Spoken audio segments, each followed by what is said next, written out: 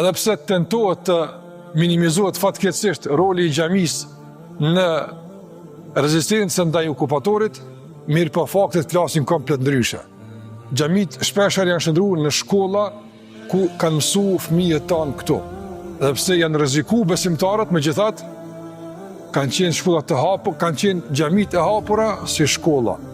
Medreseja ka qenë gjithmonë vend i hapur ku janë mbajtur mbledhjet e ndryshme, domthonë të politikanëve të asaj kohe, ku janë marrë vendime serioze, ku janë diskutuar çështje madhore, pikërisht në medresen Alaudin. Madje në xhamit tona shpeshherë marrin mbledhjet e asaj natyre, nga se nuk kishin ku mu mbledh, xhamit ka qenë të hapura gjithmonë. Në xhamiat tona të ndërvozur janë mbledh donacione dhe fonde, edhe për të financuar dhe mbajtur ushtrinë tonë çlirimtare, por edhe për të kujdes për jetimët, për të vejat, për të varfrit e kështu me radhë.